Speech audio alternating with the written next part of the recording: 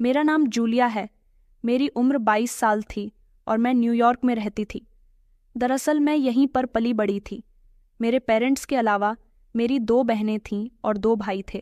दोनों भाइयों की शादी हो चुकी थी और वह अपनी पत्नियों के साथ अपना परिवार अलग बसा चुके थे, जबकि मेरे मॉम डैड एक ही घर में रहते थे। मेरे डैड का बिजनेस काफ़ी अच्छा था। मुझे अपने कंट्री में किसी चीज़ की कोई कमी नहीं थी। मेरे पेरेंट्स ने भी मुझे इतना प्यार दिया था कि कभी मुझे किसी चीज़ की कमी ही नहीं हुई थी। मैं बहुत समझदार लड़की थी, अपने घर की सबसे बड़ी बेटी थी। हमारी कंट्री में लड़कियों के साथ रोक टोक नहीं की जाती, और आप तो विदेश का माहौल बहुत अच्छी तरह से जानते ही होंगे कि वहाँ पर लड़के और लड़कियों का बहुत खुला माहौल होता है। वो अपनी मर्जी के मुताबिक अपनी ज़िंदगी आसानी से गुजारते हैं। उनको किसी चीज़ की रोक टोक भी नहीं होती, यहाँ तक कि वो कपड़े भी अपनी मर्जी के मुताबिक पहनते हैं। फिलहाल मेरी पढ़ाई पूरी हो चुकी थी, इसलिए अब मैंने अपने दादा का बिजनेस संभालना शुरू कर दिया था। मुझे शुरू से ही बिजनेस लाइन में बहुत इंटरेस्ट रहा था। कभी कभी बाहर से कुछ लोग हमसे मीटिंग करने के लिए आते थे, तो उन मीटिंग्स को भी मैं ही हैंडल किया करती थी। मेरे दादा ने भी सारा काम मुझे ही सौंप दिया था। मेरे बहुत सारे दोस्त भी थे जिनसे मेरी बहुत अच्छी दोस्ती थी। मेरे दादा यही चाहते थे कि मेरी शादी भी किसी बिजनेसमैन लड़के से हो, या फिर कोई ऐसा लड़का हो जो अमीर हो। जिस सिटी में हम लोग रहते थे वहाँ पर ज़्यादातर अमीर लोग ही रहा करते थे। एक दिन मेरी मुलाकात अंशुमन से हुई। अंशुमन वही लड़का था जिसकी मेरी ज़िंदगी में आने से मेरी पूरी ज़िंदगी बदल कर रह गई थी। दादा डैड ने मुझे बताया था कि 2 दिन के बाद इंडिया से कुछ लोग हमारे यहाँ मीटिंग करने के लिए आने वाले हैं। इंडिया में मुंबई शहर की एक मल्टीनेशनल कंपनी के मालिक के कुछ सेक्रेटरी और कुछ मैनेजर वगैरह आने वाले थे, जिनको वहाँ के मालिक ने सारा काम समझाकर भेज दिया था, और फिर उसके बाद वह हमसे मीटिंग करते थे। उस मीटिंग के दौरान जितने भी बातें होती, वह सारी ही बातें मुझे अपने मैनेजर के साथ मिलकर उनके साथ करनी थी। मीटिंग के अपॉइंटमेंट की टाइमिंग मेरी सेक्रेटरी मुझे दे चुकी थी। 2 दिन बाद जब इंडिया के क्लाइंट हमारे यहाँ आए तो मीटिंग स्टार्ट कर दी गई थी। इस दौरान मैंने देखा था कि लगभग मेरी ही उम्र का एक लड़का उन लोगों के साथ आया था। वह उनकी कंपनी का मैनेजर था। मुझे खुशी हुई थी कि इतनी कम उम्र का मैनेजर, जिसे बिजनेस में काफ़ी दिलचस्पी थी। मैंने सुना था कि इंडिया में बहुत सारे टैलेंटेड लोग रहते हैं। अगले दिन उनको यहाँ से जाना था, मगर उनकी फ़्लाइट मिस हो चुकी थी। फ़्लाइट के मिस हो जाने की वजह से हमें उन लोगों का ख्याल रखना था, क्योंकि मीटिंग तो पूरी हो गई थी। अब एयरलाइंस में कुछ दिक्कत आ गई थी, जिसकी वजह से उनकी फ़्लाइट मिस हो गई थी और उनकी फ़्लाइट अब अगले दिन की थी। हमारी कंपनी ने उन लोगों की मेहमान नवाजी में किसी तरह की कोई कमी नहीं की थी, क्योंकि हमारी कंट्री के लोग भी दूसरी कंट्री के आए हुए मेहमानों की बहुत अच्छी तरह से खातिरदारी किया करते थे। फिलहाल वो लोग एक दिन और हमारे यहाँ ठहरे। जब उनके जाने का समय हुआ तो अंशुमन ने अपनी जो प्रेजेंटेशन हमें सौंपी थी वह बहुत अच्छी थी, जिस पर मेरे डैड ने उसे अप्रिशिएट किया था। फिलहाल वो लोग वहाँ से चले गए थे। जब पहली बार मैंने अंशुमन को देखा था तो वह मुझे अच्छा और समझदार लड़का लगा था। उसके बाद फिर कभी मैं उसे नहीं देख सकी, लेकिन जब लगभग 2 साल गुजरे तो मेरी मुलाकात उससे अपनी कंट्री में हुई। मैं उसे फ़ौरन ही पहचान गई थी, क्योंकि उससे अचानक ही मेरी टक्कर हो गई थी जब हम लोग मॉल में थे। टक्कर इतनी ज़ोरदार हुई थी कि मैं गिरते गिरते बची थी, मगर मुझे अंशुमन ने थाम लिया था। मैं उसे देखते ही पहचान गई थी, क्योंकि वो इंडियन था और वो भी मुझे पहचान गया था और हेलो कहने लगा। बस उसी दिन के बाद से हम दोनों के बीच बातों का सिलसिला शुरू हो गया था। दरअसल न्यूयॉर्क में उसका कोई दोस्त रहता था और वो इस दौरान अपने दोस्त के यहाँ आया हुआ था, और उसने बताया था कि इंडिया की जिस कंपनी में वो काम करता था वहाँ से उसने नौकरी छोड़ दी है। अब शायद वो कोई और काम कर रहा है। मुझे इंडियन लोग बहुत पसंद हैं। मैं सोशल मीडिया पर भी हमेशा इंडियन लोगों को सर्च करती रहती थी और मेरी काफ़ी सारे इंडियन लोगों से दोस्ती भी थी, मगर अभी तक मैंने किसी को हकीकत में आजमाया नहीं था। अंशुमन से मेरी दोस्ती हुई तो वो काफ़ी समय मेरे साथ न्यूयॉर्क में गुजार कर गया था। वो नेचर वाइज बहुत अच्छा था। मेरी उससे जब दोस्ती हुई तो मैं उसके साथ ही वक्त गुजारा करती थी। मुझे इस बात से कोई मतलब नहीं था कि वो इंडिया में रहने वाला एक मिडिल क्लास इंसान था और मैं न्यूयॉर्क में रहने वाली एक बहुत बड़े बिजनेसमैन की बेटी थी। फिलहाल मुझे उसकी बातें बहुत अच्छी लगती थीं। उसकी और मेरी काफ़ी हद तक गहरी दोस्ती भी हो गई थी। लेकिन जब उसके इंडिया आने का टाइम आया तो मैं बहुत अफसोस में आ गई थी, क्योंकि मैं उससे दूर नहीं जाना चाहती थी। मुझे उसका साथ अब अच्छा लगने लगा था। हम दोनों फ़ोन पर भी बातें करते थे। वह तो इंडिया आ गया था, मगर मैं बहुत उदास रहने लगी थी और फिर एक दिन मैंने उसे प्रपोज भी कर दिया था। वह हमेशा मुझे मैम कहकर ही बुलाता था, लेकिन मैंने उसे टोक दिया था कि तुम्हें मुझे मैम कहने की कोई ज़रूरत नहीं है। मेरा नाम जूलिया है और तुम मुझे जूलिया ही कहकर बुलाया करो। इसलिए हम दोनों के बीच अब झिझक टूट गई थी। मुझे हिंदी बोलना भी आता था, क्योंकि मैंने ऑनलाइन हिंदी सीख ली थी। कुछ समय इसी तरह से गुजर गया था।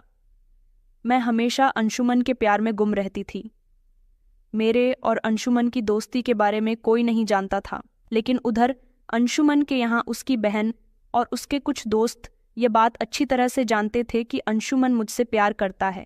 एक दिन अंशुमन ने मुझे बताया कि उसकी मम्मी उसका रिश्ता देख रही हैं और जल्द ही उसकी शादी भी हो जाएगी। ये बात मुझसे बर्दाश्त नहीं हुई और मैंने अंशुमन से कहा कि तुम कुछ भी करके यहाँ आ जाओ, हम दोनों शादी कर लेंगे। मगर उसने इनकार कर दिया। वो कहने लगा कि मैं वहाँ कैसे आ सकता हूँ, मैं तुम्हें अपनी कंडीशन नहीं बता सकता। मेरी एक बहन शादीशुदा है और वो भी जल्दी जल्दी हमारे घर आती जाती रहती है। उनकी जिम्मेदारी भी मुझ पर है और मेरी बूढ़ी माँ, जिसे छोड़कर मैं हमेशा हमेशा के लिए वहाँ पर नहीं आ सकता। लेकिन तुम्हारे यहाँ तो किसी बात की दिक्कत नहीं है। तुम्हारे पापा एक बड़े बिजनेसमैन हैं। अगर तुम मुझसे प्यार करती हो तो तुम सब कुछ छोड़कर यहाँ मेरे पास आ जाओ। उसकी बात मुझे कुछ अजीब नहीं लगी थी। मैं उससे प्यार करती थी, मैं उसके खातिर इतना तो कर ही सकती थी। मैं जानती थी कि मेरे डैड कभी भी मेरी और अंशुमन की शादी के लिए तैयार नहीं होंगे, क्योंकि उन्हें इंडियन लोग ज़्यादा पसंद नहीं थे। वो कभी भी अपनी बेटी की शादी इतनी दूर नहीं कर सकते थे, जबकि उनकी बेटी इंटेलिजेंट थी और उनके बिजनेस को संभाल रही थी। हालांकि अंशुमन की कोई औकात नहीं थी। वो इंडियन था और एक मिडिल क्लास फैमिली में रहने वाला इंसान था जो मामूली सी सैलरी कमाया करता था। उसकी कंपनी वालों ने उसे कंपनी के काम के सिलसिले में यहाँ विदेश भेज दिया था और फिर उसके बाद वो अपने किसी दोस्त से यहाँ मिलने के लिए आया था, मगर अब वो यहाँ नहीं आ सकता था। अंशुमन ने मुझसे कहा था कि अगर तुम्हें मुझसे शादी करनी है तो अपना सब कुछ छोड़ छाड़ कर यहाँ पर आना होगा, वरना तुम मुझे भूल जाओ, क्योंकि तुम्हारे डैड कभी भी हम दोनों की शादी के लिए नहीं मानेंगे। लेकिन मैं ऐसा नहीं कर सकती थी। मैं अंशुमन को नहीं भूल सकती थी। मैंने इस बारे में अपने डैड से बात की थी कि वो अंशुमन से मेरी शादी करवा दे, क्योंकि एक बार ट्राई करने में कोई हर्ज नहीं था। मेरी सोच के मुताबिक मेरा ख्याल बिल्कुल ठीक निकला था कि डैड ने साफ इनकार कर दिया था, क्योंकि वो मेरा रिश्ता अपने दोस्त के बेटे के साथ कर चुके थे। वो था जॉर्ज, हमारी सिटी के मशहूर बिजनेसमैन का बेटा। वो मुझे बिल्कुल भी पसंद नहीं था। मेरा दिल तो कहीं और लगा हुआ था। तो फिर मैं वहाँ शादी कैसे कर सकती थी? लेकिन डैड तो बस जिद पर आ गए थे कि मेरी शादी होगी तो जॉर्ज के साथ होगी, वरना मैं अपना अंशुमन से शादी करने का ख्याल दिल से निकाल दूं। मेरे पास कोई दूसरा ऑप्शन नहीं था, इसलिए मैंने वो रास्ता अपनाया जिसको मुझे नहीं अपनाना चाहिए था। मैंने अंशुमन से कॉल करके बोल दिया था कि मैं अगले हफ्ते तुम्हारे पास आ जाऊंगी, तुम मेरा इंतज़ार करना। तुम्हारी शादी अगर किसी से होगी तो वो मैं हूँ। मैंने अपने घर से भागने का पूरा प्लान बना लिया था। मैंने फ़्लाइट के टिकट भी बुक करवा दिए थे, लेकिन ऐन मोमेंट पर मेरे डैड को इस बारे में पता चल गया और उन्होंने एयरपोर्ट से ही मुझे घर बुला लिया था। मैं बहुत शर्मिंदा हुई थी सब लोगों के सामने। ये तो अच्छा हुआ कि मैंने लास्ट मोमेंट पर बात बदल दी थी कि मैं इंडिया अपने किसी दोस्त से मिलने के लिए जा रही हूँ। यह बात सुनकर मेरे दादा को हैरानी भी हुई थी कि मैं कभी इंडिया नहीं गई, तो फिर अब अपने दोस्त से मिलने क्यों जा रही हूँ। डैड समझ गए थे कि मैं उनकी आंखों में धूल झोंकना चाहती थी, मगर अब मुझे बड़े ही शातिर तरीके से काम करना था। मैंने अंशुमन से कहा था कि तुम्हें कुछ समय का इंतज़ार करना होगा। जब तक यहाँ मेरे डैड का मूड मेरी तरफ से ठीक नहीं हो जाता, तब तक मैं कुछ नहीं कर सकती, क्योंकि मेरे डैड बहुत अमीर इंसान थे। वह कुछ भी कर सकते थे जिससे शायद मुझे तो कोई नुकसान नहीं पहुँचता, मगर मुझे सिर्फ और सिर्फ अंशुमन की फिक्र थी। मेरे डैड उसे नुकसान पहुंचा सकते थे। फिलहाल अंशुमन ने कहा था कि मैं कुछ दिनों तक तो अपनी मम्मी को रोक सकता हूं, मगर उसके बाद तुम्हें यहाँ आना ही होगा। फिर कुछ दिन गुजरे। तो डैड की तबीयत बहुत ज़्यादा खराब हो गई थी। उनका ट्रीटमेंट चल रहा था, मगर वो इस दौरान न तो ज़्यादा अपने बिस्तर से उठ पा रहे थे और न ही अपने काम पर ज़्यादा ध्यान दे पा रहे थे। इस बात को काफ़ी दिन हो चुके थे, इसलिए अंशुमन बार बार मुझसे कह रहा था कि तुम यहाँ पर कब आ रही हो, मगर मैंने उससे कह दिया था कि मेरी दादी की तबीयत ठीक नहीं है, मैं उन्हें इस हालत में छोड़कर वहाँ पर नहीं आ सकती। काफ़ी दिन इसी तरह से गुजर गए थे, मगर मेरे दादा की तबीयत ठीक नहीं हो पा रही थी। एक दिन मुझे अंशुमन ने कॉल करके बताया कि वह खुद ही फ्लाइट से वहाँ आ रहा है। मैं तो उसकी बात सुनकर चौंक गई थी, बल्कि बहुत खुश हुई थी। उसने कहा था कि वह जिस कंपनी में जॉब करता है, उस कंपनी के मैनेजर के साथ वह फिर से किसी मीटिंग की डील करने के लिए यहाँ आ रहा है। अब की बार जब वह यहाँ आया तो उसने मेरे साथ शादी कर ली थी और उसने मुझे अपने साथ चलने के लिए कहा था, मगर मैं मजबूर थी। मेरे दादा की तबीयत बहुत खराब थी, मैं नहीं जा सकती थी। उसने मुझे कहा कि अगर तुम अब की बार भी नहीं गई तो शायद तुम्हारा यहाँ से जाना बहुत मुश्किल हो जाएगा। प्लीज़ मेरे साथ चलो। अगर तुम मुझसे प्यार करती हो तो तुम्हें मेरे साथ चलना ही होगा, वरना तुम्हारे दादा तुम्हारी शादी जॉर्ज के साथ करवा देंगे। यह बात तो अंशुमन बिल्कुल ठीक कह रहा था, क्योंकि दादा ने अपनी ऐसी हालत में अपनी आखिरी इच्छा जाहिर की थी। उनका कहना था कि मैं मरने से पहले अपनी बेटी की शादी जॉर्ज के साथ होते हुए देखना चाहता हूं। यह बात सुनकर तो मैं भी बहुत डर गई थी। फिलहाल मैंने अंशुमन के साथ यहाँ से भागने का फैसला कर लिया था और फिर इस तरह मैं अंशुमन के साथ फ्लाइट से यहाँ आ गई थी। दादा की तबीयत ठीक नहीं थी, इसलिए घर वालों में से किसी का ध्यान मुझ पर नहीं गया था। मगर जब 2 दिन तक मैं घर पर नहीं पहुंची तो फिर सब लोगों ने मुझे ढूंढना शुरू कर दिया। इससे पहले वह लोग कोई गलत एक्शन उठाते, मैंने इंडिया पहुंचते ही अपनी मॉम को फ़ोन करके बता दिया था कि अब मैं कभी वहां वापस नहीं आऊंगी। मैं शादी कर चुकी हूं। मेरे इस फैसले से उन लोगों को बहुत बुरा लगा था, मगर अब जो होना था वह हो चुका था। यह बात जब शायद मेरे दादा को पता चली तो वह यह सदमा बर्दाश्त ना कर सके थे, बल्कि और बीमार हो गए थे। लेकिन मुझे अंशुमन से प्यार हो गया था और उसके प्यार की पट्टी मेरी आंखों पर बंध गई थी। मुझे उसके अलावा कुछ और नज़र नहीं आता था। मैं अंशुमन का साथ पाकर बहुत खुश थी। अब मैंने शादी कर ली थी। यह जानने के बाद मेरे घर वालों ने कोई गलत एक्शन मेरे खिलाफ नहीं उठाया था। अंशुमन मुझे शादी करने के बाद अपने घर ले आया था। जैसे ही उसकी माँ ने घर का दरवाज़ा खोला तो वह बड़ी गौर गौर से मुझे देखने लगी थी। उस समय घर में उसकी बहन भी मौजूद थी। उसे देखकर उसकी माँ ने उससे सवाल किया कि यह लड़की कौन है, क्योंकि मैं देखने से ही विदेशी लगती थी। मेरे बाल गोल्डन थे, मेरा रंग दूध की तरह सफ़ेद था और आंखें भी भूरी भूरी थीं। उसकी मम्मी को लगा कि मैं उसकी कोई दोस्त हूँ, मगर जब मैंने और अंशुमन ने मिलकर उनके पैर छुए और अंशुमन ने उन्हें बताया कि हम दोनों शादी कर चुके हैं, उसने अपनी माँ से कहा कि इसका नाम जूलिया है और यह न्यूयॉर्क से आई है। यह सुनकर तो जैसे उनके होश ही उड़ गए थे। उन्हें अपने कानों पर विश्वास ही नहीं हो रहा था। मैंने देखा था कि अंशुमन उनसे नज़रें झुकाकर बातें कर रहा था। अंशुमन की बहन तो इस बात पर मुस्कुरा रही थी। उसको मैं बहुत पसंद आई थी। उसने मुझे घर के अंदर बैठने के लिए कहा था, मगर उसकी माँ इस बात पर विश्वास नहीं कर पा रही थी। उसकी बहन मुझे कमरे के अंदर ले गई थी और मुझसे मेरे बारे में पूछने लगी थी कि किस तरह से हम दोनों ने शादी की। मगर अंशुमन की माँ उसे बहुत बातें सुना रही थी कि तुझे शादी करने के लिए यही विदेशी लड़की मिली थी। हमारी हिंदुस्तानी लड़कियां क्या ख़त्म हो गई थीं? तू तो काम के सिलसिले में न्यूयॉर्क गया था। अब समझ आया कि तू वहां काम करने नहीं गया था, बल्कि इस लड़की को लेने के लिए गया हुआ था। अंशुमन खामोशी से अपनी माँ की सारी बातें सुन रहा था। वह घर का इकलौता बेटा था। उसकी बहन जो उसके घर में रह रही थी, वह प्रेग्नेंट थी। शायद वह अपनी ससुराल से अपनी प्रेगनेंसी के दिन गुजारने के लिए अपने मायके आ गई थी। उसने मेरा बहुत अच्छे से स्वागत किया था। वह मुझे देखकर बहुत खुश हुई थी, क्योंकि वह मेरे बारे में पहले से ही सब कुछ जानती थी। मगर मेरी सास को इस बारे में कुछ नहीं पता था। मेरी और अंशुमन की शादी ने उनको एक जोरदार झटका दिया था, जिससे वह बहुत नाराज़ हुई थी। कई दिनों तक वह हमसे नाराज़ रही थी। उन्होंने मुझसे भी कोई बात नहीं की थी, जबकि मैं उनसे हिंदी में बात करने की कोशिश कर रही थी। उन्हें मेरा पहनना ओढ़ना बिल्कुल भी पसंद नहीं आया था।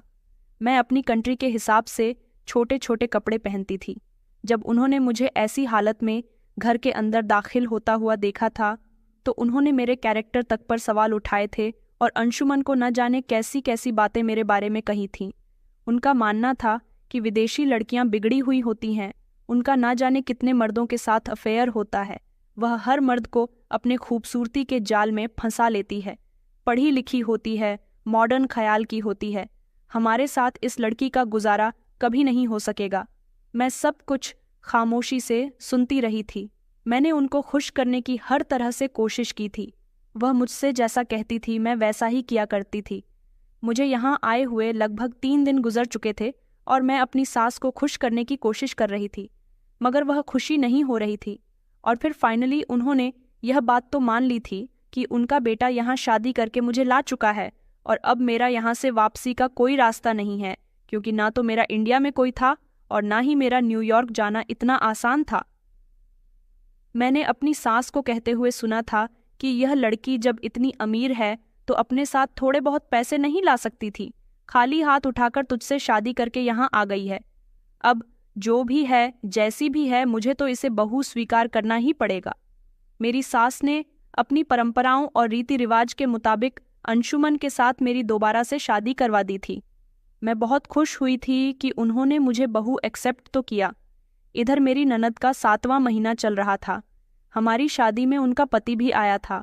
उनका नाम कार्तिक था। जब मैं पहली बार अपने नंदोई से मिली थी तो अपनी कंट्री के हिसाब से मिली थी। मैंने उनके पैर नहीं छुए थे, बल्कि उनसे हाथ मिलाया और उनके गले लग गई थी, क्योंकि हमारे यहाँ लोग ऐसे ही मिलते थे। यह सब कुछ मेरी सास को बहुत बुरा लगा था, जबकि मेरी ननद भी मुझे घूर कर देख रही थी। मैं उन सबका ऐसा रिएक्शन देखकर कंफ्यूज हो गई थी। जब अंशुमन ने मुझे बताया कि जीजा जी के पैर छुए तो मैंने उनके पैर छुए और उनसे आशीर्वाद लिया। मेरी सास को इस बात पर बहुत गुस्सा आया।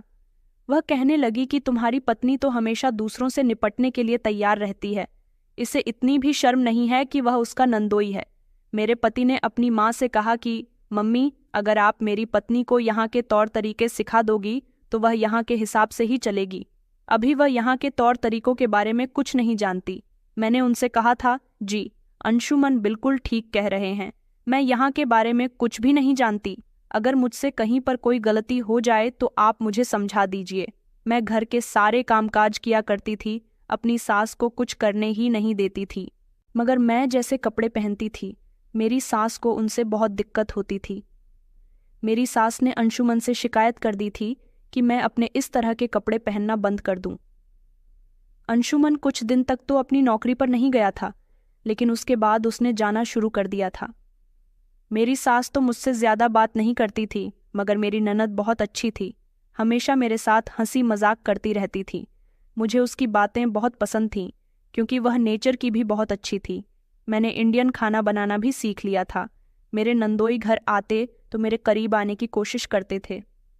उनकी नीयत गलत थी, मगर मैं उनकी नीयत को नहीं समझ सकी थी।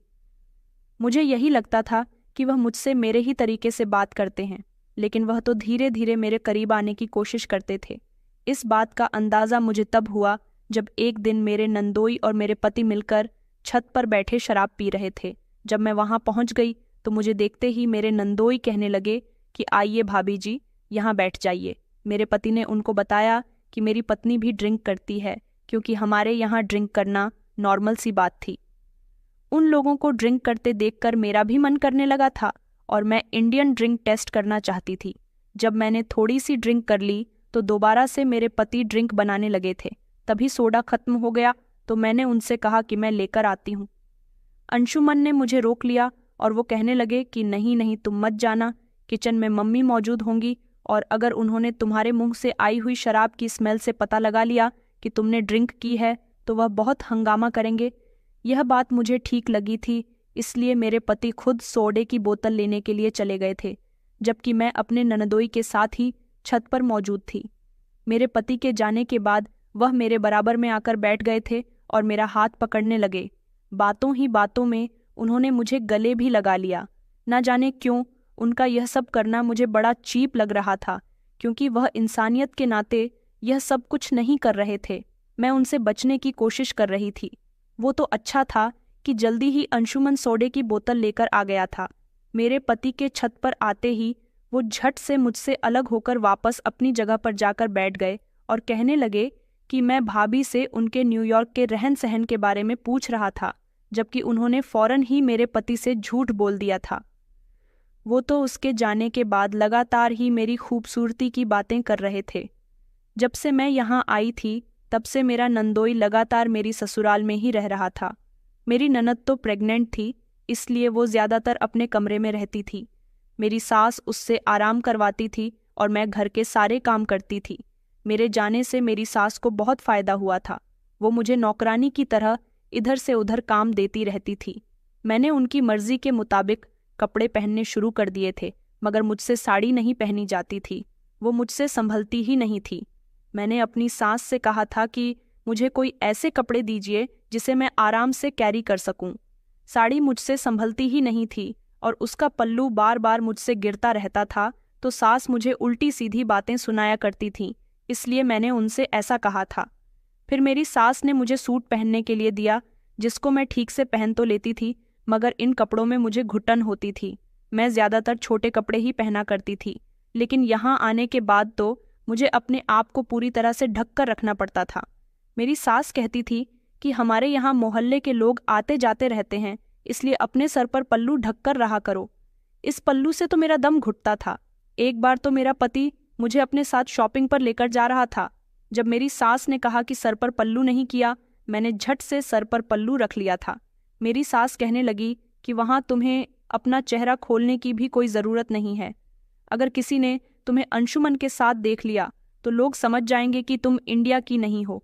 इस तरह लोग तुम पर नज़र रखने लगेंगे। फिर हर जगह से तुम्हारी शिकायतें आनी शुरू हो जाएंगी और हम लोग नई मुसीबत का शिकार होने लगेंगे। मैंने अपनी सास से कहा था कि मम्मी जी, जैसा आप कहेंगी वैसा ही होगा। पूरे रास्ते मैंने अपना घूंघट चेहरे से नहीं हटाया था। इस घूंघट की वजह से मैं बाजार में कुछ भी नहीं देख सकी थी, जबकि अंशुमन मुझसे बार बार कह रहा था कि तुम अपना चेहरा खोल दो, यहाँ पर तो मम्मी नहीं है। मगर मैंने उनसे साफ इनकार कर दिया कि अगर धोखे से भी मम्मी जी को यह बात पता चल गई तो वह मुझे बहुत सारी बातें सुनाएंगी और फिर से वह मुझसे नाराज़ हो जाएंगी। वैसे भी अभी तक मेरी तरफ से उनकी नाराज़गी ख़त्म नहीं हुई, जो कि मुझे बिल्कुल भी पसंद नहीं था। अंशुमन ने मुझे काफ़ी सारी शॉपिंग कराई थी। मुझे तो इस घूंघट की वजह से कुछ दिखाई ही नहीं दे रहा था। गर्मी बहुत ज़्यादा थी। मुझे इन कपड़ों में और सर पर पल्लू रखने की वजह से बेहद गर्मी लग रही थी, इसलिए मैं वहाँ पर बेहोश हो गई। अंशुमन ना जाने कैसे कैसे मुझे डॉक्टर के यहाँ लेकर गया था। डॉक्टर ने बताया कि गर्मी की वजह से मुझे चक्कर आ गया था। मेरा बीपी लो हो गया था। फिर जब मैं घर आई तो अंशुमन ने सब लोगों को यह बात बताई कि बाजार में मेरी तबीयत बिगड़ गई थी। मेरी सास कहने लगी कि तुम्हारी पत्नी को पैदल चलने की आदत नहीं होगी ना? यह तो अमीर बाप की बेटी है, इसे गाड़ियों में घूमने का शौक होगा। अंशुमन ने मम्मी को खामोश रहने के लिए कहा था और उनसे कहा था कि आपको ऐसा नहीं कहना चाहिए। पहले ही मेरी पत्नी की तबीयत ठीक नहीं है। उन्होंने मुझे कमरे में आराम करने के लिए भेज दिया था। मेरे सर में बहुत दर्द हो रहा था। कमरे में आते ही मैंने दुपट्टा बिस्तर पर रख दिया और इन कपड़ों से भी मैं अपनी जान छुड़ाना चाहती थी, मगर कपड़े नहीं बदल सकती थी। अब मुझे ऐसे ही कपड़े पहनने की आदत डालनी थी। यहाँ का खाना भी मुझे बहुत तीखा लगता था। मेरी सास कहती थी कि हमारे यहाँ कम मिर्च का खाना बनता है, मगर मुझे तो इस खाने में बहुत ही मिर्ची लगती थी। कुछ दिन गुजरे तो मुझे पीरियड्स हो गए थे और जब ये बात मेरी सास को पता चली तो उन्होंने इस बात का इतना बड़ा इश्यू बनाया था कि मैं खुद ही हैरान रह गई थी। मेरी सास ने मुझे अंशुमन से दूर रहने के लिए कहा था और उन्होंने मुझे सख्ती से मना किया था कि मुझे ना तो घर में किसी धार्मिक जगह पर जाना है और ना ही किचन में जाना है, यहाँ तक कि अपने पति से भी दूरी बनाकर रखनी है। उनका मानना था कि पीरियड्स होने वाली लड़कियों को अपवित्र माना जाता है। वह अपने पति से भी दूरी बनाकर रखती हैं, किचन में भी नहीं जाती और उनका खाना उनके बिस्तर पर ही दिया जाता है, जबकि मैं यह सब नहीं मानती थी। यह सारी बातें मुझे बड़ी ही बेवकूफ़ी भरी लगती थी। मैंने अपनी सास से कहा, पीरियड्स होना तो नेचुरल सी बात है, इसमें इतना इशू बनाने की क्या ज़रूरत है। इस बात पर मेरी सास ने कहा कि जब तुम यहाँ के बारे में कुछ नहीं जानती तो ज़्यादा बहस भी मत किया करो, बस जैसा कहती हूँ वैसा करती रहो। उस दिन हमारे घर से सब लोग किसी रिश्तेदार के यहाँ शादी में जा रहे थे। मेरा भी मन कर रहा था, मगर उनके मुताबिक मैं अपवित्र थी, इसलिए घर से नहीं निकल सकती थी। उन्होंने मुझे अपने साथ चलने के लिए साफ मना कर दिया था। मुझे हैरानी इस बात पर हो रही थी कि अंशुमन, जो कि पढ़ा लिखा था, वो भी अपने घर वालों की बातों को बहुत आसानी से मान जाता था। वो सब लोग गाड़ी में बैठकर शादी में जा चुके थे। मेरी सास ने कह दिया था कि तुम घर का दरवाज़ा अच्छे से बंद कर लेना। हमारे घर के बाहर सामने ही एक छोटा सा चाय का होटल था। वहाँ पर कुछ लड़के बैठे रहते थे जो मुझे देखकर हाय हेलो करते रहते थे। मैं भी उनको हाय हेलो कर दिया करती थी। यहाँ का मानना था कि यहाँ जब लड़कियाँ खुद होकर किसी से बोलती हैं तो लड़कियों को गलत माना जाता है। इस बारे में तो मैं नहीं जानती थी। मैं हर किसी से हंसी खुशी बोलती थी, उनसे हाथ मिलाती थी और कभी कभी गले भी मिलती थी। यही वजह थी कि चाय के होटल पर जो लड़के बैठे रहते थे वो हमेशा मुझ पर नज़र रखते थे। मैं कब घर से बाहर निकल रही हूँ, कब हमारे घर में क्या हो रहा है। उस दिन जब घर के सारे ही लोग घर से चले गए तो मैं बिल्कुल अकेली रह गई थी। मेरी सास जाते समय मुझसे कहकर गई थी कि मैंने तुम्हारा खाना और पानी कमरे में रख दिया है, किचन में मत जाना और खाना खा लेना। मैं अपने कमरे में बैठी टीवी देख रही थी और साथ ही साथ खाना भी खा रही थी जब अचानक मुझे छत पर किसी के कूदने की आहट हुई। घर का दरवाज़ा तो मैंने अच्छे तरीके से बंद कर लिया था, मगर छत पर इतनी ज़ोर से धमक क्यों हुई थी, मैं यह जानकर थोड़ी थोड़ी डर भी रही थी। मगर फिर मैंने इग्नोर किया कि ज़रूरी नहीं कि हमारे यहाँ ही धमक हुई हो, कहीं आसपास भी तो हो सकती है। यही सोचकर मैंने दोबारा से अपना ध्यान खाने पर लगा लिया और टीवी पर भी। अभी मैं टीवी देखने में बिजी थी। जैसे ही मेरी नज़र अपने कमरे के दरवाजे पर गई तो मेरे होश उड़ गए थे, क्योंकि कमरे के अंदर एक लड़का दाखिल हो रहा था और यह लड़का वही था जो हमारे घर के सामने बैठा रहता था और मुझे हाय हेलो करता रहता था। मैंने कहा, तुम यहाँ पर क्या कर रहे हो और तुम्हारी हिम्मत कैसे हुई यहाँ पर आने की, और तुम किस तरह से यहाँ पर आए हो। मगर वह तो अजीब सी मुस्कुराहट लिए कमरे के अंदर चला आ रहा था। खाना तो जैसे मैंने एक तरफ फेंक दिया था। मैं बहुत डर रही थी। वह धीरे धीरे मेरे करीब आया और मेरे साथ जबरदस्ती करने की कोशिश करने लगा। मैं चीख रही थी, चिल्ला रही थी, उससे खुद को छुड़ाने की कोशिश कर रही थी, मगर वह तो मेरे ऊपर लपका ही जा रहा था। वह इतना ताकतवर था कि मैं उसकी ताकत को बर्दाश्त नहीं कर पा रही थी। मैं जोर जोर से चिल्ला रही थी कि कोई मेरी मदद के लिए आ जाए। वह मुझसे कह रहा था कि आज घर में कोई नहीं था, इसलिए मौका देखकर मैं तुमसे मिलने के लिए आ गया। तुम बहुत खूबसूरत हो। अंशुमन के तो मज़े आ गए जो वह एक फॉरेनर लड़की को यहाँ पर ले आया। इस तरह तो उसका भी एंटरटेनमेंट हो जाएगा और हमारा भी। उसकी इस तरह की बातें मुझे बहुत गुस्सा दिला रही थीं। मैं उससे बचने की बहुत कोशिश कर रही थी। मुझे समझ नहीं आ रहा था कि मैं क्या करूं। मैंने उसे ज़ोर से धक्का दिया और मैं कमरे के बाहर भागने की कोशिश करने लगी। मैंने देखा कि कमरे के बाहर ही एक लाठी रखी हुई थी। मैंने वो लाठी अपने हाथ में उठाई और जैसे ही वो लड़का दोबारा से मेरे करीब आया, मैंने उसके सर पर जोर से वो लाठी मार दी। उसके सर से खून बहने लगा था। इतनी ही देर में घर का दरवाज़ा झट से खुल गया और घर के अंदर सब लोग दाखिल हुए थे। मेरे पति ने जब ये सब देखा तो वो मुझसे पूछने लगे कि क्या हुआ। मैंने लाठी को ज़मीन पर फेंक दिया और मैं अपने पति के गले लगकर रोने लगी। फिर मैंने उनको सब कुछ बता दिया। मेरे पति को बहुत गुस्सा आया और उन्होंने उसे धक्के मारकर घर से निकाल दिया, जबकि मेरी सास इस बात पर मुझे ही बातें सुनाने लगी थीं। उन्होंने अंशुमन से कहा था कि मैंने तुमसे मना किया था ना कि इस लड़की को अपने साथ मत रखो। देख लिया इसका अंजाम। यह लड़की इसी तरह से मर्दों को रिंझा लेगी और अब तो हमारे यहाँ यही लगा रहेगा। मोहल्ले के लड़के और आदमी इसके आगे पीछे घूमते रहेंगे। मेरी सास मुझसे कहने लगी कि तुम्हें उसके ऊपर जानलेवा हमला करने की क्या ज़रूरत थी। मैंने कहा, मम्मी जी, मैंने अपनी इज्जत बचाने के लिए यह सब किया। अगर मैं ऐसा नहीं करती तो वह मेरी इज्जत खराब कर सकता था। मेरी सास कहने लगी, तो फिर तुम्हें शोर मचाकर मदद के लिए लोगों को बुलाना चाहिए था ना। मेरे पति ने अपनी माँ को खामोश करवाया और वह मुझे लेकर कमरे में चले गए थे, क्योंकि अब मैं कुछ भी बोलने की हालत में नहीं थी। मैं अपने पति के गले लगकर रोने लगी। मैंने उनसे कहा कि यहाँ पर यही सब होता है।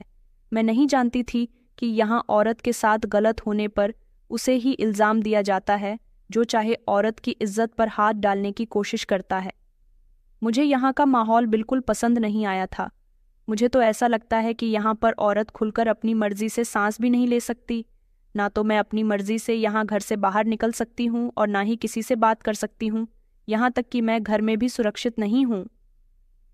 मेरी बात सुनकर अंशुमन ने मुझे गले लगा लिया था, क्योंकि वो यह बात बहुत अच्छी तरह से जानता था कि मेरे माहौल में और यहाँ के माहौल में ज़मीन आसमान का फ़र्क था। ये बात तो जैसे तैसे ख़त्म हो गई थी, मगर मेरे नंदोई अभी भी मेरे करीब आने की कोशिश करते थे। मैं किचन में खाना बना रही होती तो वो मौका देखकर किचन में आ जाते थे और मुझे पीछे से पकड़ लेते थे। मैं उछल जाती थी और उनसे कहती थी कि आप ये क्या करते हो? तो वो कहते थे कि अरे भाभी, मैंने सुना है कि आपके यहाँ मुलाकात करने का यही अंदाज होता है। मैंने सोचा, भाभी जी, आप मेरे इस अंदाज से बहुत खुश हो जाओगी, वरना मेरा गलत मतलब नहीं था। मुझे लगा शायद वो सच कह रहे हैं, इसलिए मैंने उनकी बात पर यकीन कर लिया था। मैं जहाँ होती वो मेरे पीछे पीछे आते थे। मैंने कई बार उन्हें दीदी से झगड़ते हुए भी देखा था, मगर जब मैं उन लोगों के कमरे में जाती थी तो वो दोनों शांत हो जाते थे। मोहल्ले के जिस लड़के के सर पर मैंने लाठी मारी थी, उसके बारे में मोहल्ले में गलत गलत बातें होने लगी थीं और सबका यही मानना था कि मैंने उस पर जानलेवा हमला किया है और मैं ही उसे रिंजा रही थी।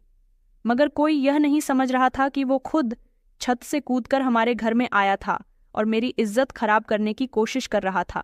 मैंने अपना बचाव करके कुछ गलत तो नहीं किया था। मेरी सास इस बात पर बार बार यही कहती थी कि तुम मर्दों को रिझा रही हो। आज तक हमारे यहाँ कभी ऐसा नहीं हुआ कि कोई गैर मर्द हमारे घर के अंदर आया हो। मेरी भी तो जवान बेटी है, खूबसूरत है, कभी उसे तो किसी ने तंग करने की कोशिश नहीं की, और तुम्हारे आते ही लोग छत से कूदकर हमारे घर के अंदर दाखिल होने लगे। मुझे तो लगता है कि तुमने ही उसे बुलाया था और जब तुम्हें लगा कि तुम पकड़ी जाओगी, इसलिए तुमने उस पर वार कर दिया। अपनी सास की ये बातें मुझसे बर्दाश्त ना हो रही थीं। इस घर में आकर तो मैं पछताने लगी थी। मुझे अपनी जिंदगी बुरी लगने लगी थी कि मैंने ऐसा क्यों किया। मुझे रो रो कर अपने मम्मी पापा की याद आती थी। हाँ, इस पर मुझे इतनी तसल्ली थी कि मेरा पति तो मेरे साथ था, जिसने मेरा साथ नहीं छोड़ा था। वह कभी मुझे बुरा नहीं कहता था। कई दिन और इसी तरह से गुजर गए थे। मैं अपनी ननद का बहुत ख्याल रखती थी। उसका डिलीवरी का समय आने वाला था। वह भी मुझसे बहुत खुश रहती थी। अंशुमन भी मुझसे बहुत प्यार करता था। वह हमेशा मेरी खुशी के खातिर सब कुछ करने के लिए तैयार रहता था, मगर मेरी सास उसे हर काम के लिए रोक दिया करती थी। मेरी सास जितना हो सकता उसे मना करती थी कि वह मेरा कहना ज्यादा न मना करे। इसलिए अंशुमन अपनी मम्मी के सामने मुझसे दूर दूर रहता था। एक तरफ वह मेरा पति तो दूसरी तरफ अपनी माँ का बेटा भी था। इसलिए उस बेचारे को हम दोनों की बात माननी पड़ती थी। हम दोनों के बीच वह दब कर रह गया था। सबसे ज्यादा तो वह अपनी मम्मी से परेशान था। एक कपल घर में जिस तरह से रहते हैं, मेरी सास हमें उस तरह से भी रहने नहीं देती थी। यहाँ तक कि मेरे पीरियड्स के दिनों में वह मुझसे कहती थी कि मैं ज़मीन पर अपना बिस्तर करके सोया करूं और अंशुमन के बिल्कुल करीब ना जाया करूं। एक दिन मुझे अपने घर वालों की बहुत याद आ रही थी, इसलिए मैंने अपनी बहन लीज़ा को फ़ोन किया। मेरी हिम्मत तो नहीं हो रही थी, मगर मुझे रह रहकर इस बात का एहसास हो गया था कि अपने पेरेंट्स की बात ना मानने की वजह से मेरे साथ गलत होता है। मैंने लीज़ा को कॉल की तो वह मुझसे बहुत नाराज़ थी, मगर थोड़ी देर बात करने के बाद उसने मुझे माफ़ कर दिया था। उसने बताया कि तुम्हारे जाने के 1 महीने के बाद डैड की मौत हो गई, जबकि मॉम डैड का बिजनेस संभाल रही है। अपने डैड की मौत पर मुझे बहुत अफसोस हुआ था। मैंने कहा था कि काश मैं डैड से आखिरी समय में मिल सकती। लीज़ा कहने लगी कि तुमने जो हरकत की थी, उसके बाद तो डैड तुम्हारी शक्ल भी नहीं देखना चाहते थे। उन्होंने कहा था कि अगर किसी ने मेरे मरने पर भी उसे बुलाया तो अच्छा नहीं होगा। वह तुमसे बहुत नाराज़ थे। लीज़ा का फ़ोन कटने के बाद मैं बहुत दुखी थी कि क्या मेरे डैड मुझसे इतनी नफ़रत करने लगे थे। मैंने इतना भी गलत नहीं किया था। उस दिन मैं बहुत रोई थी। अभी मैं अपने कमरे में बैठी हुई ही थी, तभी अचानक मेरी ननद के ज़ोर ज़ोर से चीखने की आवाज़ आने लगी। मैं दौड़कर अपनी ननद के कमरे में गई तो देखा कि मेरी ननद दर्द से तड़प रही थी। उसे लेबर पेन हो रहा था। हम सब उसे अस्पताल लेकर भागे। उसे एडमिट कर लिया गया था। डॉक्टर ने अंशुमन को दवाई का परिचय दिया और उसे दवाइयाँ लाने के लिए कहा था, जबकि मेरी सास कहने लगी कि अब यहाँ अस्पताल में मुझे 3-4 दिन रुकना पड़ जाएगा, मगर मैं सामान वाला बैग तो जल्दबाजी की वजह से घर पर ही भूल आई हूँ। मैंने अपनी सास से कहा कि मम्मी जी, घर से सामान वाला बैग मैं आपको लाकर देती हूँ, आपको चिंता करने की ज़रूरत नहीं है। मेरी सास ने कहा कि अच्छा ठीक है, चली जाओ, मगर जल्दी आना, रात का समय हो रहा है। तभी मेरे नंदोई बोल पड़े थे और उन्होंने कहा कि माँ जी, भाभी जी, रात के समय अकेली कैसे जाएंगी, ठीक नहीं रहेगा। इस समय वैसे भी शहर का माहौल बहुत खराब चल रहा है, मैं आपको अपनी गाड़ी पर लेकर चलता हूँ। मेरी सास ने कहा कि सामान मेरे बेडरूम में रखा हुआ है, वहाँ से ले लेना। उन्होंने मुझे कार्तिक जीजाजी के साथ गाड़ी पर घर से सामान लेने के लिए भेज दिया था।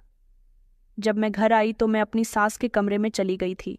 मैं अब भी बैग ढूंढ ही रही थी जब अचानक नंदोई मेरी सास के कमरे में आई और उन्होंने दरवाज़ा अंदर से बंद कर लिया।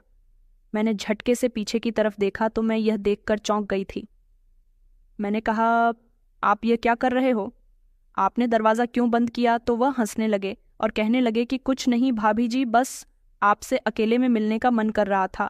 कब से आपसे अकेले में मिलने का मौका ढूंढ रहा हूँ। ऐसा कोई मौका मिलता ही नहीं था। आज बहुत अच्छा मौका मिला है और मैं इस मौके को अपने हाथ से नहीं जाने दूंगा। उनकी बातें सुनकर तो मैं शॉक्ड रह गई थी। पहले तो मुझे उनकी इस बात का मतलब समझ नहीं आया था, लेकिन जब वह मेरे करीब आए और उन्होंने मुझे धक्का देकर बेड पर लिटा दिया तो मैंने ज़ोर ज़ोर से चिल्लाना शुरू कर दिया था। मैं बहुत डर गई थी। मेरी कुछ समझ में नहीं आ रहा था कि मैं क्या करूं। मैं उन्हें पीछे धकेलने की बहुत कोशिश कर रही थी, मगर वो थे कि मेरे साथ ज़बरदस्ती किए जा रहे थे। उन्होंने मुझे बेड पर बड़ी मजबूती से लिटाया हुआ था। मैं अपने हाथ पैर मारने की भी कोशिश कर रही थी। मुझे उनसे ऐसी उम्मीद नहीं थी। अब मुझे समझ आया था कि उनका मेरे इतने क्लोज आने का यह मतलब था। वो इस बात का फ़ायदा उठाते थे कि मैं फॉरेनर हूँ। मगर अब मैं यहाँ आ गई थी तो धीरे धीरे यहाँ पर रहने वाले लोगों को समझ गई थी। मैंने देखा कि मेरे बेड के बराबर में ही साइड टेबल पर शीशे का फ्लावर पॉट रखा हुआ था। मैंने अपना हाथ लंबा करके वो फ्लावर पॉट उठाया और अपने नंदोई के सर पर जोर से दे मारा था, जिससे मेरे नंदोई के सर से खून बहने लगा था और वो घायल हो गए थे। मैं जल्दी से उनके पास से उठी। अपनी इज्जत बचाने का मेरे पास सिर्फ एक यही रास्ता था, मगर उनको तड़पता हुआ देखकर मेरे पैरों तले से ज़मीन निकल गई थी, क्योंकि वह बेहोश हो गए थे। उनके सर से बेहद खून बह रहा था। मेरी समझ नहीं आ रहा था कि मैं क्या करूं, क्योंकि मुझसे बहुत बड़ी गलती हो गई थी। मुझे उनके साथ ऐसा नहीं करना चाहिए था। वह मेरी ननद के पति थे। उधर उनकी पत्नी बच्चे को जन्म देने वाली थी। मैं तो अपना सर पकड़कर बैठ गई थी और मैंने रोना शुरू कर दिया था। मेरी सास ने मुझे उस लड़के पर हमला करने वाली बात पर ही इतनी बातें सुनाई थीं, तो अपने दामाद पर ना जाने वह क्या करती। मैं जानती थी कि इस सब का इल्ज़ाम भी मुझे ही दिया जाएगा। सब लोग मुझे गलत समझेंगे। यह इंडियन लोग हैं, बहुत ही जज्बाती हैं। अब की बार तो शायद अंशुमन भी मुझे गलत समझ सकता है, क्योंकि वह इस बात को सोचेगा कि मैंने उसकी बहन का घर खराब कर दिया। अब ना जाने क्या होगा। मेरी तो रो रो कर हालत बुरी हो गई थी। मैं जीजा जी को जगाने की कोशिश कर रही थी, मगर वह होश में ही नहीं आ रहे थे। मेरे पास अंशुमन को कॉल करने के अलावा और कोई रास्ता नहीं था। मैंने अंशुमन को कॉल की। कॉल रिसीव करते ही अंशुमन ने कहा था कि तुम कहाँ रह गई हो जूलिया, तुम जीजा जी के साथ कब से गई हुई हो, जल्दी आओ ना। दीदी ने एक बेटी को जन्म दिया है। मैंने अंशुमन की बात का कोई जवाब नहीं दिया, बल्कि मैं रोने लगी। मेरे रोने की सिसकियां सुनकर वह समझ गया था कि मैं परेशान हूँ और मैं रो रही हूँ। उसने मुझसे सवाल किया और वह घबरा गया। कहने लगा कि क्या हुआ, तुम रो क्यों रही हो, क्या बात है? मैंने रोते हुए कहा कि मैं तुम्हें फ़ोन पर कुछ नहीं बता सकती, बस तुम जल्दी से घर आ जाओ, मैं बहुत बड़ी मुश्किल में फंस गई हूँ। उसने कहा रुको, मैं अभी घर आता हूँ। वह झट से घबराते हुए घर आ गया था। जब उसने जीजा जी की ऐसी हालत देखी तो उसने मुझसे पूछा कि क्या हुआ है इनको। मैं उसके गले से लिपट गई और मैंने कहा कि मुझे यहाँ पर नहीं रहना, मुझे यहाँ से जाना है। मुझसे गलती हो गई जो मैं तुम्हारी जिंदगी में आई। मुझ जैसी लड़की को ना जाने यहाँ के लोगों ने क्या समझ लिया। जिसका मन करता है वह मुझे इस्तेमाल करने की कोशिश में लगा रहता है। मैंने कहा, मेरे डैड सही कहा करते थे कि तुम्हारा मेरा कोई मेल नहीं है। तुम्हारे और मेरे स्टैंडर्ड में भी काफ़ी फ़र्क है। उस दिन तो मोहल्ले के लड़के ने मुझ पर गंदी नज़र डालने की कोशिश की थी और मेरे साथ ज़बरदस्ती की थी, मगर आज तुम्हारे जीजा जी मेरे साथ यह सब करने जा रहे थे। मेरे हाथ में फ्लावर पॉट आया और मैंने उनके सर पर मार दिया। मैं जानती हूँ कि मैंने तुम्हारी बहन के सुहाग को झाड़ने की कोशिश की, मगर मैं क्या करती कि एक औरत को अपनी इज्जत बचाने का भी पूरा पूरा हक नहीं है। मैं जानती हूँ कि तुम और तुम्हारी मम्मी मुझे गलत समझोगे, क्योंकि बात अब तुम्हारी बहन के पति पर आ गई है। मैं यहाँ रहकर आखिर कब तक खुद को बचाती रहूँ? कब तक मैं तुम्हारी मम्मी की नज़रों में गलत बनती रहूँगी? मैं इस जिंदगी से तंग आ गई हूँ, इसलिए मैं यहाँ से जाना चाहती हूँ। तुम अपने जीजा जी को अस्पताल ले जाओ। मैं सबसे माफ़ी मांग लूँगी, बल्कि अपनी गलती एक्सेप्ट कर लूँगी कि मैंने उनके सिर पर फ्लावर पॉट दे मारा, लेकिन उसके बाद मुझे यहाँ से जाने देना। उनकी सांसें चल रही है, वह अभी जिंदा है। अंशुमन ने मेरी बातें सुनकर मुझे तसल्ली दी थी और कहा था कि अब तुम्हारे साथ कोई गलत नहीं करेगा। मैं तुम्हारे साथ हूँ, तुम परेशान मत हो। तुमने जो भी किया बिल्कुल ठीक किया। एक बार जीजा जी को होश में आने दो, मैं उनसे तब बात करूँगा। अंशुमन ने अपने जीजा जी को अस्पताल में भर्ती करवाया, मगर मेरे दिल में अभी भी यही डर था कि मेरी सास इस बात पर बहुत गुस्सा करेंगी, ना जाने वो कैसा हंगामा क्रिएट करेंगी। मेरा पति अस्पताल में अपने जीजा जी को भी लेकर आ गया था, जहाँ पर मेरी ननद भी एडमिट थी। मेरी सास को जब यह सब कुछ पता चला तो उन्होंने मेरे मुंह पर एक जोरदार थप्पड़ मारा था और मुझसे कहा था कि अगर मेरी बेटी का सुहाग उजड़ गया तो मैं तुझे घर से बाहर निकाल दूंगी। अंशुमन उस समय वहां पर नहीं था। 3-4 दिन तक मेरी ननद अस्पताल में रही और मेरे ननदोई का भी ट्रीटमेंट चल रहा था। वह होश में तो आ गए थे, मगर बहुत शर्मिंदा थे। किसी से नज़र नहीं मिला पा रहे थे।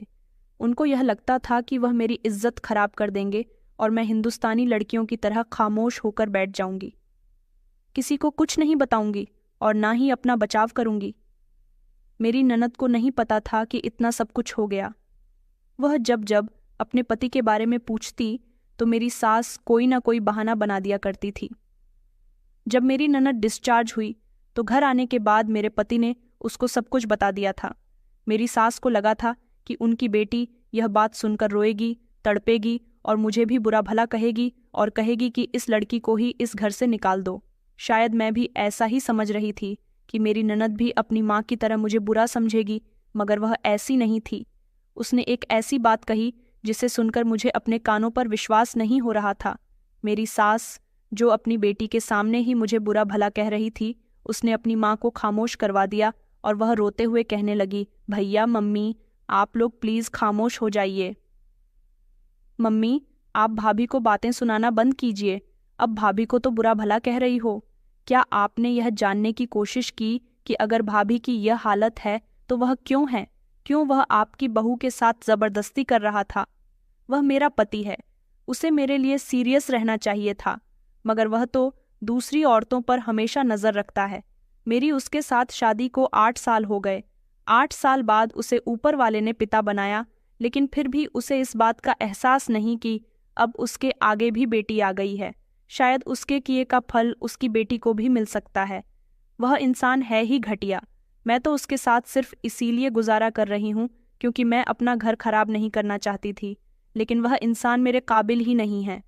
मैं हर बार खामोश रही, चुप रही कि वह अब सुधर जाए, मगर वह कभी नहीं सुधर सकता। एक बार मैं मार्केट जाने के लिए घर से निकल गई थी। घर में नौकरानी अकेली थी, लेकिन जब मैं आधे रास्ते तक पहुंची तो मुझे याद आया कि मैं अपना पर्स तो घर ही भूल आई हूँ। मैं वापस जब घर पर आई तो मुझे अपनी नौकरानी के चीखने चिल्लाने की आवाज़ आ रही थी और मैंने खुद अपनी आंखों से इस इंसान को अपनी नौकरानी के साथ ज़बरदस्ती करते हुए देखा था। वो दिन मेरे लिए बहुत खतरनाक दिन था।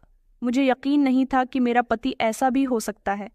मैंने उसी समय नौकरानी को तो नौकरी से निकाल दिया था, मगर अब जब उसने मेरी भाभी पर भी गंदी नज़र डाली तो क्या आप लोग यह चाहते हैं कि भाभी भी यहाँ से चली जाए? मैं ऐसा नहीं होने दूंगी। एक इंसान की वजह से मैं सबको नुकसान नहीं पहुँचने दे सकती। वह धीरे धीरे चलती हुई मेरे करीब आई और मेरा हाथ थामकर कहने लगी कि भाभी, आपने उसके साथ बिल्कुल ठीक किया। आप तो बहुत हिम्मत वाली हो। आपने उस मोहल्ले के लड़के पर भी हमला कर दिया था। वह भी अब यहाँ आपकी इज्जत पर नज़र नहीं डालेगा और आपने मेरे पति के साथ भी बिल्कुल ठीक किया। आपको डरने की जरूरत नहीं है। मेरा पति अगर मरता है तो मर जाए, मैं कभी उसे माफ नहीं करूंगी और अब मैं कभी उसके साथ नहीं रहूंगी। मुझे उससे डिवोर्स चाहिए। उसकी बात सुनकर मेरी सास उसके पास गई और कहने लगी कि तू यह कैसी बातें कर रही है बेटा, वह तेरा पति है, जैसा भी है तुझे उसके साथ जिंदगी गुजारनी होगी। मेरी ननद ने अपनी माँ से कहा कि मैं एक ऐसे इंसान के साथ जिंदगी कैसे गुजार हूँ जो मुझे छोड़कर दूसरी औरतों पर नजर रखता है। अब उसके आगे बेटी आ गई है, क्या पता वह अपनी बेटी पर भी गंदी नजर रखने लगे। मुझे ऐसे इंसान का कोई भरोसा नहीं है। मैं अपनी बेटी की परवरिश ऐसे इंसान के साथ मिलकर नहीं कर सकती जिसे औरतों की इज्जत करना ही नहीं आता, जो औरतों को पैर की जूती समझता है। मेरी ननद ने फैसला कर लिया था कि वह अपने पति को छोड़ देगी। उसका पति अगले ही दिन रिकवर होकर जब घर आया तो मेरी ननद ने उसे घर के अंदर दाखिल नहीं होने दिया और उससे डिवोर्स मांग ली थी। मेरा नंदोई बहुत शर्मिंदा हुआ था। वह अपने किए की माफ़ी मांग रहा था क्योंकि वह जान चुका था कि उसके आगे भी अब बेटी आ गई है और उसे उम्मीद नहीं थी कि उसकी पत्नी उसे छोड़ सकती है। मेरी ननद ने उसे माफ़ नहीं किया। उसने उससे डाइवोर्स ले ली और फिर वो आज भी हमारे घर पर अपनी बेटी के साथ रह रही है। मुझे अपनी ननद को देखकर बेहद अफसोस होता है कि उस बेचारी के साथ बहुत गलत हुआ, मगर हम उसे किसी चीज़ की कमी नहीं होने देते, उसका बहुत ख्याल रखते हैं। वक्त के साथ साथ मेरी सास को भी अक्ल आ गई और फिर वो भी मेरे साथ बेहतर हो गई जब उन्होंने देखा कि मैं उनकी बेटी का बहुत ज़्यादा ख्याल रखती हूँ और हर किसी को खुश रखने की कोशिश करती हूँ, तो उनका नेचर मेरे साथ बिल्कुल ठीक हो गया। फिर उस दिन के बाद से अगर कोई मेरे ऊपर नज़र उठाकर देखने की भी कोशिश करता तो मेरे साथ में मेरा पति नहीं बल्कि मेरा पूरा परिवार खड़ा हुआ है जो मेरी मदद करता है। मेरी ननद ने बिल्कुल ठीक किया। ऐसे इंसान के साथ जिंदगी गुजारने का कोई फ़ायदा नहीं जो दूसरी जगह पर मुंह मारे। जिस इंसान के साथ आपका गुजारा नहीं हो सकता उसे आपको बहुत जल्दी छोड़ देना चाहिए, ना कि उसके साथ कॉम्प्रोमाइज़ करके सारी ज़िंदगी गुजार देनी चाहिए। मैं तो अंशुमन के साथ अब एक खुशहाल ज़िंदगी गुजार रही हूँ, मगर मैंने जो साहस और हिम्मत अपने आप को बचाने के लिए की है वही आप लोगों को भी करनी होगी। मैं भले ही फॉरेनर हूँ मगर मैं एक इंसान भी हूँ। क्या हम विदेशियों की कोई इज्जत नहीं होती? क्या हम लड़की नहीं हैं? तो क्या इस समाज में लड़कियों को गंदी नज़र से देखा जाता है और उनके साथ गलत व्यवहार किए जाते हैं? परंपराओं के नाम पर हमें नीचा क्यों दिखाया जाता है? मुझे आप लोगों से अपने जवाब का इंतज़ार रहेगा और मेरी यह कहानी आपको कैसी लगी मुझे ज़रूर बताइएगा। तो दोस्तों, उम्मीद करती हूँ आपको हमारी कहानी पसंद आई होगी। कहानी पसंद आई है तो वीडियो को लाइक करें, चैनल पर नए हैं तो चैनल को सब्सक्राइब करें और ताकि अगली अपडेट सबसे पहले आपको मिले। धन्यवाद।